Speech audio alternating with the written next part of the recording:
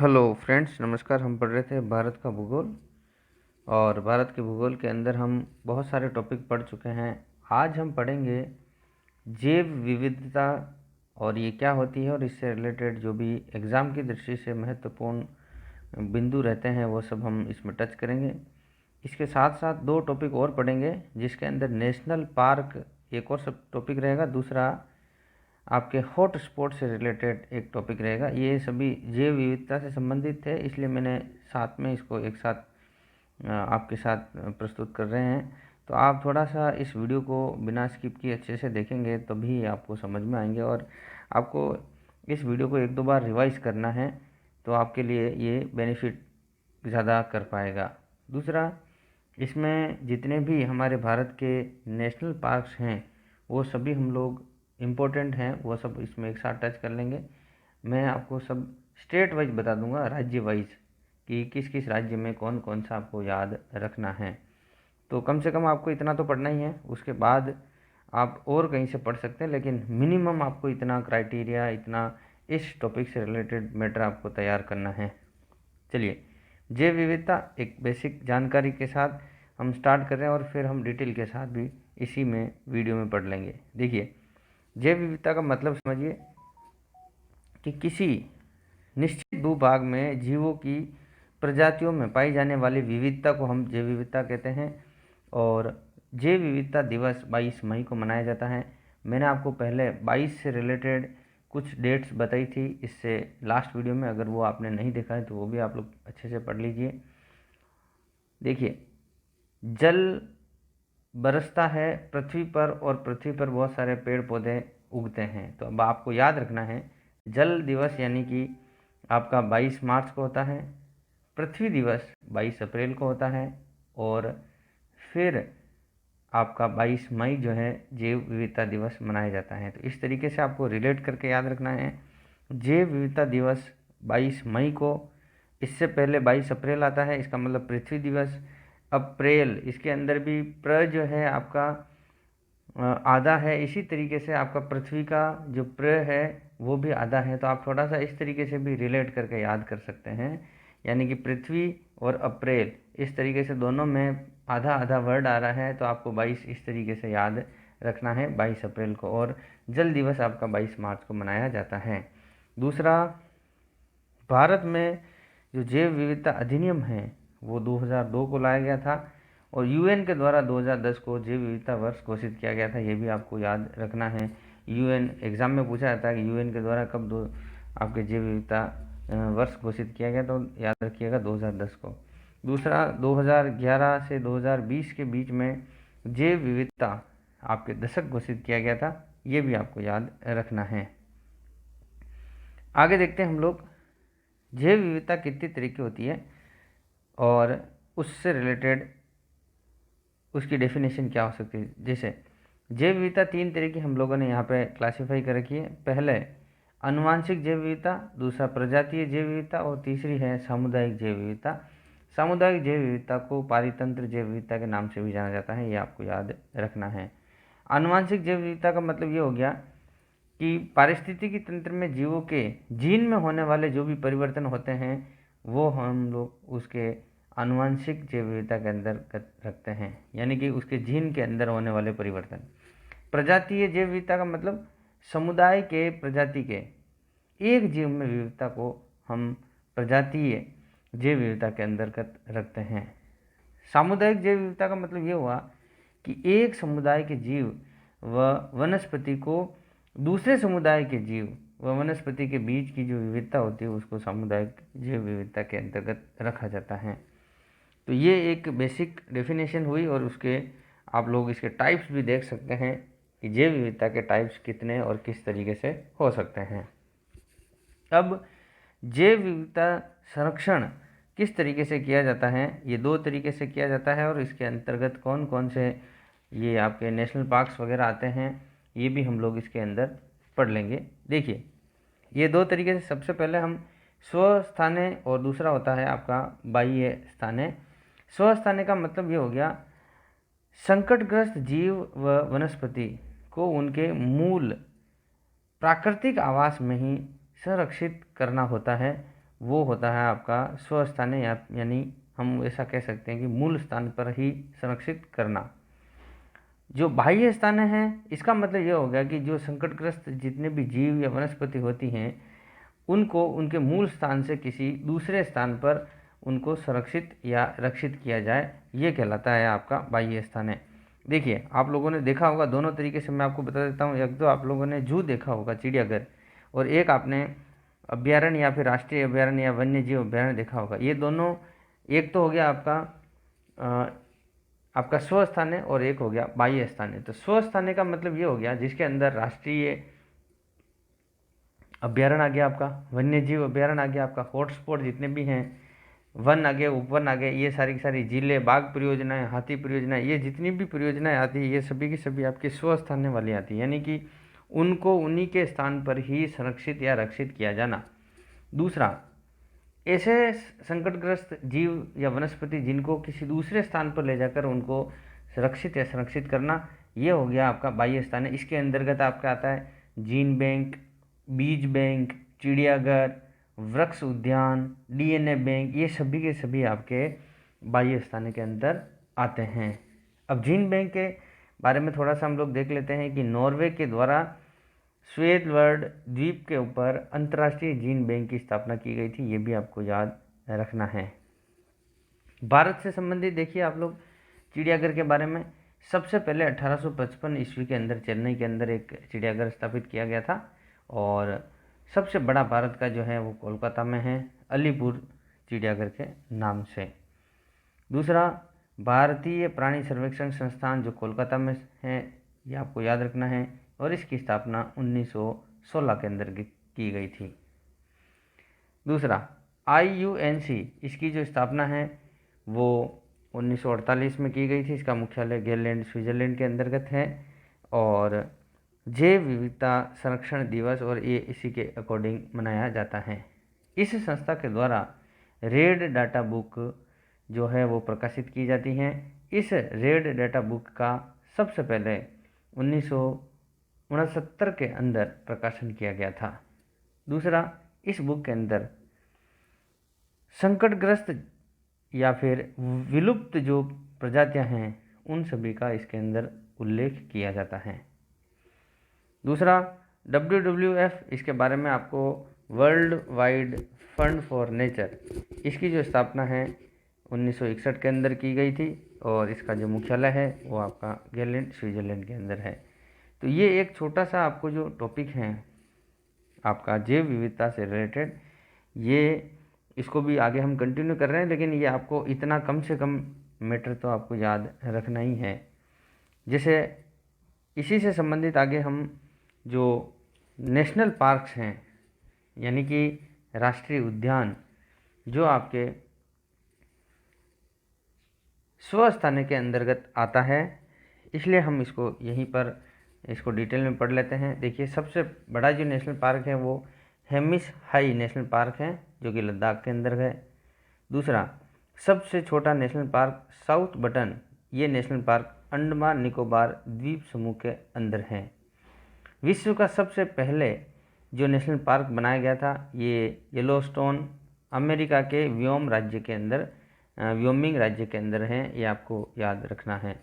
जबकि भारत का सबसे पहला नेशनल पार्क जिम कॉर्बेट, जो हेली नेशनल पार्क के नाम से था पहले, अभी वर्तमान में जिम कॉर्बेट नाम के नाम से जाना जाता है, ये उत्तराखंड में है। 1936 में इसकी स्थापना की गई थी। विश्व का एकमात्र तैरता हुआ नेशनल पार्क भी है जो कि मणिपुर की एक लोकटक झील है, वहाँ पर है। उसका नाम कई बार एग्जाम में पूछा जा चुका है, याद रखिएगा, केबुल लामजाओ। केबुल लामजाओ ये एक तैरता हुआ नेशनल पार्क है जो कि भारत में है, मणिपुर की लोकटक झील के अंदर। देखिए, अब सिर्फ नाम के साथ आपको याद रखना है, दाचिगम, किरातवार और सलीम अली, ये नेशनल पार्क आपका जम्मू कश्मीर में है। दाचिगम जो है वो दाचीग्राम के नाम से भी जाना जाता है। कश्मीरी हंगुल जो कि हंगुल हिरण है, इसके लिए काफ़ी ज़्यादा प्रसिद्ध हैं। अब हिमाचल प्रदेश के अंदर ग्रेट हिमालय, पिनघाटी और खीरगंगा के नाम से ये आपके नेशनल पार्क हैं। उत्तराखंड के आपको याद रखना है जिम कॉर्बेट, राजाजी, नंदा देवी, फूलों वाली घाटी, गंगोत्री और गोविंद विहार, ये सारे के सारे आपके उत्तराखंड के हैं। जिसमें से जिम कॉर्बेट को पहले हेली नेशनल पार्क के नाम से जाना जाता था। यहाँ से रामगंगा नदी प्रवाहित होती है, आपको याद रखना है। 1 अप्रैल 1973 को प्रोजेक्ट टाइगर की यहाँ से शुरुआत की गई थी। राजाजी जो नेशनल पार्क हैं वो श्री राजगोपालाचार्य के नाम से इसका नामकरण किया गया था और यहाँ पर हाथी परियोजना भी है, ऐसा आपको याद रखना है। Dudhwa national park, Valmiki national park, ये दुधवा आपका उत्तर प्रदेश में पड़ता है जबकि वाल्मीकि नेशनल पार्क बिहार के अंदर आता है। कंचनजंगा नेशनल पार्क सिक्किम के अंदर है। अरुणाचल प्रदेश के 2 आपको याद रखने हैं, अरुणाचल प्रदेश के नामदफा और माउलिंग। नागालैंड का इटांकी, मणिपुर का मैंने अभी आपको बताया जहाँ पर तैरता हुआ नेशनल पार्क है, केबुल लामजाओ। फिर क्लाउडेड लेपियार्ड जो है वो नेशनल पार्क आपका त्रिपुरा के अंदर आता है। फाउलिंग नीला पर्वत मिजोरम के अंदर, नौकरेक मेघालय के अंदर आता है। काजीरंगा, मानस, ओरांग और नामेरी, ये 4 नेशनल पार्क आपके असम राज्य के अंदर आते हैं। इसमें से काजीरंगा सबसे ज़्यादा प्रसिद्ध है क्योंकि ये काजीरंगा और मानस दोनों को दोनों यूनेस्को की विश्व धरोहर सूची में शामिल किया गया था इनको 1985 के अंदर। काजीरंगा जो है वो एक सींग वाले गेंडे के लिए काफ़ी ज़्यादा प्रसिद्ध है क्योंकि एक सींग वाला गेंडा यहाँ पे पाया जाता है। मानस बाघ व हाथी परियोजना यहाँ पर आपके संचालित हैं। वेस्ट बंगाल के आपको नेशनल पार्क याद रखने हैं जिसमें सुंदरबन, जलदापारा, बुक्सा, गुरुमारा और नारोरी घाटी। सुंदरबन डेल्टा वाले जो हैं उसका वो विश्व धरोहर में शामिल किया गया था और एक रामसर साइट भी घोषित की गई थी 2019 के अंदर। झारखंड का बेतुला आपको याद रखना है। उड़ीसा का भीतरकनिका और सिमलीपाल नेशनल पार्क याद रखना है। छत्तीसगढ़ का गुरु घासीदास और इंद्रावती याद रखना है। आंध्र प्रदेश के भी आपको याद रखना है जैसे पापीकोंडा और राजीव गांधी, इस तरीके से आपको याद रखना है। महात्मा गांधी नहीं है, याद रखिएगा, राजीव गांधी। संजय गांधी, राजीव गांधी और महात्मा गांधी, इन तीनों का नाम भी आपको याद रखना है और तीनों के अलग अलग जगह इनके नेशनल पार्क है। देखिए अभी यहीं पे बता देता हूँ, राजीव गांधी भी आपने आंध्र प्रदेश में पढ़ा, संजय गांधी आपको मध्य प्रदेश में याद रखना है। संजय गांधी नहीं लगेगा वहाँ पे, संजय नेशनल पार्क लगेगा। और महात्मा गांधी के नाम से है वो अंडमान निकोबार के अंदर है, तो इसे आपको याद रखना है। केरल के अंदर पेरियार आता है। अन्नामुडी शिला भी केरल के अंदर आता है। शांत घाटी जिसको साइलेंट वैली के नाम से भी जाना जाता है, ये सभी तीनों के तीनों केरल के अंदर हैं। तमिलनाडु के भी याद रखिए, अन्नामलई, मधुमलई, पालनी और मन्नार मेरीन। कर्नाटक के बांदीपुर, फिर बन्नेरघट्टा, नागरहोल और कुद्रेमुख, ये आपको चारों याद रखने हैं। महावीर नेशनल पार्क गोवा के अंतर्गत आता है। नावेगांव, पेंच और संजय गांधी, ये आपके संजय नेशनल पार्क और संजय गांधी नेशनल पार्क दोनों अलग अलग हैं। संजय नेशनल पार्क आपके मध्य प्रदेश में बताया मैंने अभी आपको, जबकि संजय गांधी नेशनल पार्क महाराष्ट्र के अंदर आता है। Gir national park, Kutch marine, black buck और बसदा, ये सभी गुजरात के अंदर आते हैं। राजस्थान के भी आपको याद रखना है जिसमें केवला देव, रणथंभौर, दर्रा मुकुंदरा हिल्स, ये सभी आपको याद रखने हैं। हरियाणा के याद रखिएगा जिसके अंदर सुल्तानपुर और कालेश्वर। अब मध्य प्रदेश और अंडमान निकोबार के सभी याद रखने हैं और सबसे ज़्यादा यहीं पे पाए जाते हैं। 9 मध्य प्रदेश में हैं नेशनल पार्क और 9 ही आपके अंडमान निकोबार में हैं। सबसे पहले मध्य प्रदेश के, जिसमें कान्हा, पन्ना, माधव, बांधवगढ़, सतपुड़ा, फिर फॉन्सिल नेशनल पार्क, वन विहार, पेंच और संजय नेशनल पार्क, इस तरीके से आपको 9 के 9 याद रखने हैं। अंडमान निकोबार के अंदर 9 हैं, जबकि वन्य जीव अभ्यारण्य सबसे ज़्यादा यहीं पे है 94, ये भी आपको याद रखने हैं। अंडमान निकोबार द्वीप समूह के नेशनल पार्क इस तरीके से हैं, जैसे शेडल पीक, गालिथिया, माउंट हेरियट, उत्तरी बटन, मध्य बटन, साउथ बटन, ये भी आपको याद रखना है। महात्मा गांधी याद रखना है। फिर रागी झांसी भी याद रखना है। रागी राजी इस तरीके से भी आपको याद रख सकते हैं। तो ये अभी आपने नेशनल पार्क से रिलेटेड पढ़ा। अब आप हॉटस्पॉट से रिलेटेड थोड़ा सा पढ़ लीजिए। देखिए हॉटस्पॉट ये है जैव विविधता के अत्यधिक धनी प्रदेश होते हैं।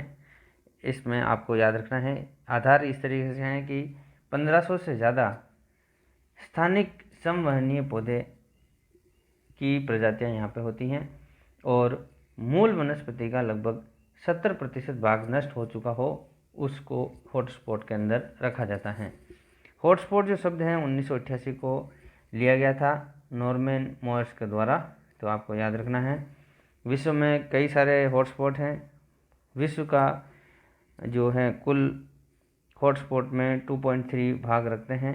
यहाँ कुल मिलाकर 60% प्रजातियाँ यहाँ पे पाई जाती हैं। भारत जैव विविधता की दृष्टि से विश्व के 10 प्रमुख देशों में सम्मिलित हैं। फ्लोरा और फौना ये आपको याद रखना है, ये दोनों प्रजातियाँ हैं और ये भारत के अंदर पाई जाती हैं। फ्लोरा के अंदर 47,000 और फौना के अंदर 91,000 ये प्रजातियाँ पाई जाती हैं। भारत जो है विश्व की कुल जैव विविधता का 8% भाग रखता है। कई बार एग्ज़ाम में पूछा जा चुका है। इस लाइन में से कई सारे क्वेश्चन बनते हैं, जैसे भारत में कुल कितनी जैव विविधता है, कितना भाग रखता है, ये सभी इसी में पूछा जाता है। ये एक लाइन के अंदर आपको याद हो जाना चाहिए, कितना 8%। विश्व में कुल 17 मेगा डाइवर्सिटी में से भारत एक है, ये भी आपको याद रखना है। भारत में कुल 4 हॉटस्पॉट हैं। सबसे बड़ा आपको याद रखना है हिमालय हॉटस्पॉट, दूसरा पश्चिमी घाट व श्रीलंका वाला, तीसरा इंडो बर्मा हॉटस्पॉट जो कि पूर्वी राज्य के अंतर्गत आता है, और चौथा है सुंडा हॉटस्पॉट जो कि अंडमान निकोबार के अंतर आता है। जैसे हिमालय के बारे में आपको याद रखना है, हिमालय जो है वो आपका काफ़ी सबसे बड़ा लंबा और काफ़ी ज़्यादा एरिया और सबसे ज़्यादा हॉटस्पॉट इसमें पाए जाते हैं। दूसरा आपको याद रखना है पश्चिमी घाट व श्रीलंका वाला, यहाँ पर 6,000 से ज़्यादा प्रजातियाँ पाई जाती हैं, ये भी आपको याद रखना है। ये गुजरात, महाराष्ट्र, फिर गोवा, कर्नाटक, केरल, तमिलनाडु तक ये यहाँ तक विस्तृत हैं। यहाँ पर सदाबहार वन व पर्णपाती वन पाए जाते हैं। यह भारत में सर्वाधिक जैव विविधता वाला प्रदेश है क्योंकि यहाँ पे काफ़ी ज़्यादा बारिश होती रहती है, क्योंकि ये आपके पश्चिमी तट पर पाया जाता है। दूसरा, यह विश्व धरोहर में शामिल है यूनेस्को की। इंडो बर्मा हॉटस्पॉट जो है वो ब्रह्मपुत्र नदी का दक्षिणी भाग, वियतनाम, लाओस, कंबोडिया, थाईलैंड तक ये फैला हुआ है। इस तरीके से भी आपको याद रखना है। सुंडा हॉटस्पॉट के बारे में थोड़ा सा ध्यान रखिए। ये ग्रेट निकोबार, क्योंकि ये अंडमान निकोबार के वहाँ पे पाया जाता है। ग्रेट निकोबार, ननकारी द्वीप, मलाया प्रायद्वीप, सुमात्रा और जावा द्वीप के यहाँ पर ये स्थित हैं। और ये मैंने आपको चारों बताया, जैसे हिमालय हॉटस्पॉट, पश्चिमी घाट व Sri Lanka hotspot, Indo Burma hotspot और सुंडा हॉटस्पॉट में से सबसे ज़्यादा, या फिर हम ऐसा कह सकते हैं कि चारों में से कोई भी पूर्ण रूप से भारत में एक भी नहीं है, क्योंकि भारत के साथ यह किसी अन्य देश के साथ भी साझा करते हैं।